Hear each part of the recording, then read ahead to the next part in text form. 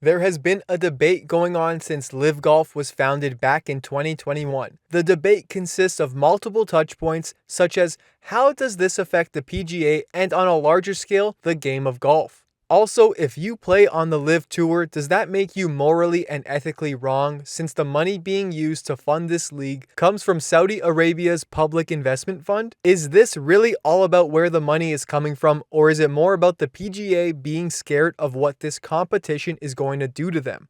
Also, signing some of the greatest PGA players to LIV definitely made this so much more controversial. So with all that being said, let's dive right into it and figure out the real reason why LIV Golf is so controversial. Alright, so let's start off with the main discussion surrounding LIV Golf. They are just throwing money at their athletes to play on their tour and have persuaded some of the biggest PGA talents to ever play the game to switch over and join them. LIV spent hundreds of millions of dollars just to sign some of the game's biggest names like Phil Mickelson, Dustin Johnson, Cam Smith, Brooks Koepka, Patrick Reed, Sergio Garcia, and Bryson DeChambeau. The list goes on, and because of these players making the switch over from the PGA, they seriously stirred up some drama between the two leagues. Are these players unethical to join a league funded by Saudi Arabia, who, and I'm putting this very nicely, is far behind when it comes to basic human rights? Their government has been involved in a multitude of confirmed and alleged human right violations, including the assassination of journalist Jamal Khashoggi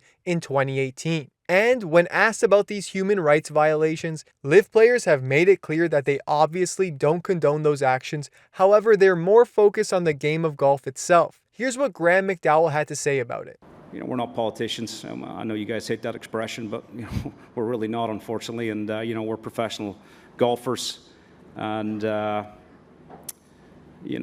if Saudi Arabia wanted to use the game of golf as a way for them to get to where they want to be, and they have the resources to accelerate that experience, I think we're proud to help them on that journey. Now, Graham's answer here made it seem like his decision to play was more about the evolution of the game and wanting to grow the game into something bigger and better. But in Netflix's new documentary Full Swing that followed PGA golfers throughout their season, Dustin Johnson was a little more blunt with his answer when asked about playing for LIV. He said this: "The decision to join LIV finally just came down to the offer they made me. For me, it was playing less, making more money. Pretty simple. If someone offered anyone a job doing the same thing they're already doing but less time at the office and they're going to pay them more, pretty sure you're going to take it." Well, when you put it that way, it's pretty simple to understand why these players are leaving the PGA. Through Dustin Johnson's career on the PGA, he earned just about $75 million. How much did LIV Golf pay him just to play on their tour? $100 million. And that's not including what he wins for playing in their events. That's some straight up Dr. Evil money right there, and it's hard to turn down. Now, everything said about Saudi Arabia violating human rights is true, and no one can argue otherwise. However, LIV Golf isn't the only thing Saudi Arabia invested their money into. It's just the only thing we're hearing about. They've also invested their money into companies like Uber, Capcom, Live Nation, EA, Activision, Nintendo, the list goes on. So why isn't anyone questioning those investments and the morals of those companies? Is this just a narrative that the PGA is leaning into because they're feeling threatened and could end up losing money? Possibly, but who can blame them really? Who wouldn't lean into that angle if the fate of their league was at stake? All they're trying to do is stay ahead of their competition. And hey, isn't a little competition healthy? I mean, LIV Golf coming onto the scene has already pushed the PGA to give their players more money. On the 2022-23 PGA Tour schedule, the tour has scheduled 47 events with prize money totaling at least $563,500,000. Winning a tournament can bring in anywhere from $3.7 million all the way up to $25 million, and the tour has decided that 13 PGA events will have a purse of at least $20 million, including the Arnold Palmer Invitational, the Genesis Invitational, which John Ram recently won, and Jack Nicklaus's The Memorial Tournament. So looking at it through that lens, it seems as though LIV Golf has been one of the best things that could happen to anyone playing on the PGA today. You can only assume that purses in the PGA will continue to grow from here. Another reason why this has stirred up so much controversy is that many players on the PGA have been documented to say they in fact weren't going to play for LIV, but then went back on their word and decided otherwise. This list of golfers includes Brooks Koepka, who said opinions changed when asked about his change of heart. Bryson DeChambeau, who initially said, while there has been a lot of speculation surrounding my support for another tour, I want to make it very clear that as long as the best players in the world are playing the PGA Tour, so will I. And then of course he signed with LIV. And the biggest hypocrite of all is Paul Casey. He initially said signing a deal and being paid to be down there, I would be a hypocrite if I did that. Anyone who says sport isn't political,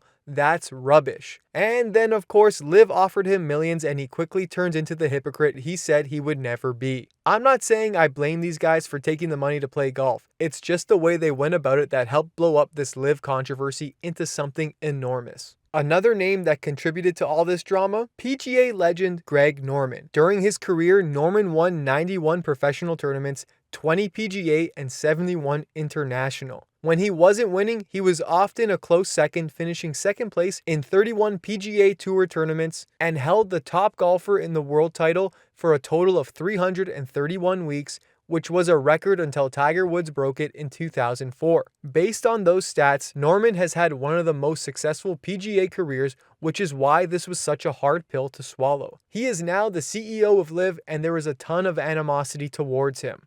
But I think Greg has to go, first of all, and then obviously the litigation against us, and then our countersue against them.